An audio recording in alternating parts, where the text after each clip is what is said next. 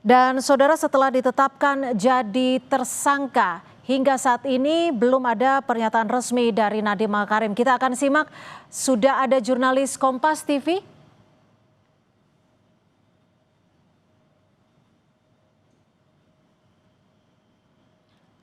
Ya, belum ada pernyataan resmi dari tersangka Nadiem Makarim. Namun saat ini, saudara, ini adalah visual terkini di Kejaksaan Agung, di mana pagi tadi Nadiem Makarim bersama kuasa hukumnya tiba di Kejaksaan Agung untuk menjalani pemeriksaan sebagai saksi dalam kasus pengadaan laptop Chromebook.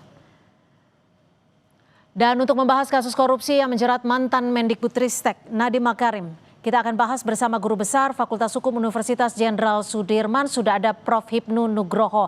Prof, untuk menetapkan Nadiem, mantan Menteri Mendikbudristek ini sebagai tersangka, mengapa perlu 3 kali pemeriksaan Nadiem sebagai saksi? Prof. Hipnu.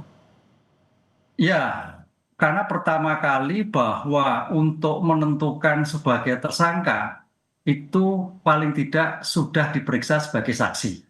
Ini sebagai pintu masuk untuk menutup adanya pra-peradilan yang seandainya dilakukan oleh Pak Nadiem. Satu. Yang kedua, kenapa sampai 3 kali? Kita harus lihat bahwa pengungkapan perkara ini sudah menetapkan 4 tersangka, di antaranya staf-stafnya.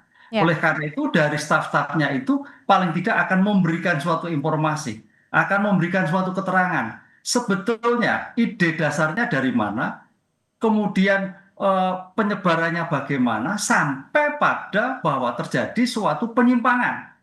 Apa yang dilakukan tidak sesuai dengan perencanaan. Tapi kalau Gitu, menurut Pak. Anda sendiri, aspek penetapan Nadiem Makarim sebagai tersangka ini apakah sudah memenuhi semua indikator, semua aspek-aspek hukumnya?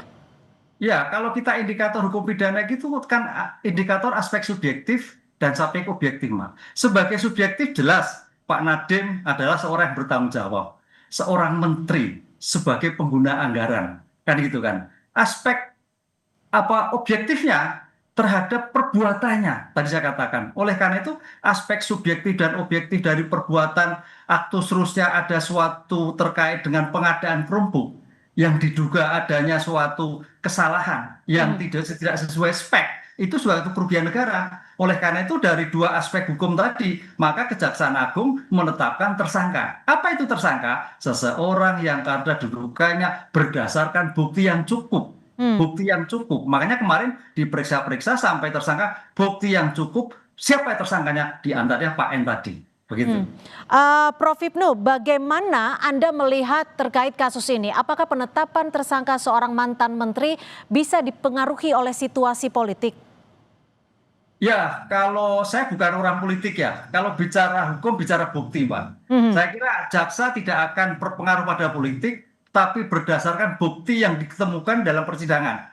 Bukti yang disebutkan dalam penyidikan maupun penyelidikan. Bukti ini kan sudah berkembang. Bahkan kalau kita melihat sebagai di media sosial, Kejaksaan Agung sampai memerintahkan Pak Kajari untuk meneliti Chromebook yang ada di daerah. Ini kan Chromebook ini kan tidak hanya untuk Jakarta, tapi juga seluruh pelosok Indonesia terhadap pengadaan kaitannya dengan pembelajaran yang pada waktu itu COVID. Nah, saya kira bukti-bukti itu kalau kita sampai seluruh Indonesia tidak suspek, bukti kecukupan sepertinya cukup, Mbak. Kita harus Oke. melihat seperti itu. Ya. Tapi Prof. Hipnu, Anda melihatnya sejauh mana sih sebenarnya pertanggungjawaban seorang menteri dalam proses suatu pengadaan? Karena kan biasanya kita tahu sebagai masyarakat umum biasanya pengadaan itu kan dilakukan oleh PPK ya?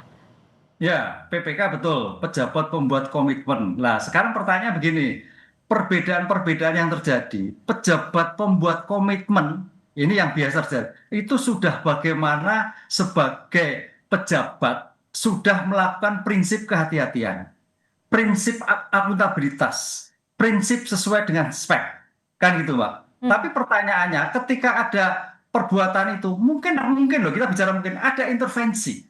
Enter siapa? Mungkin pengguna anggaran. Menteri katakanlah misalkan. Lah, ini bisa berubah. Makanya di sini kalau kita lihat pengungkapan perkara ini, kalau kita lihat seperti teori makan bubur panas. Kemarin kan dari samping dulu, samping para pejabat, para staf, PPK, baru kemudian apa itu ujungnya yaitu Pak Menteri. Lah, inilah yang saya kira sebagai bentuk tingkat kehati-hatian dalam pengungkapan perkara lebih baik dari pinggir dulu yang kemudian menyatu pada pusatnya, yaitu pengguna anggaran terhadap yang bisa mungkin loh ya mempengaruhi terjadinya suatu perubahan dari spek A menjadi spek B. Kan itu. Oke.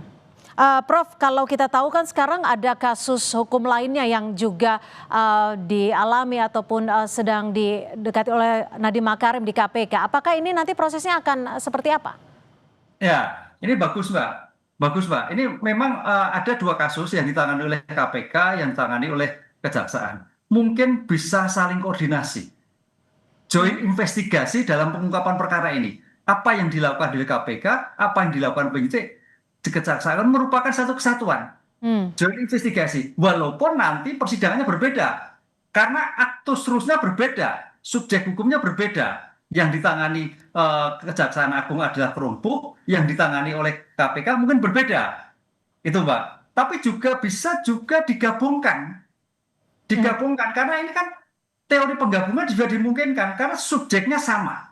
Yaitu adalah Pak Nadiem. Tapi perbuatannya ada dua.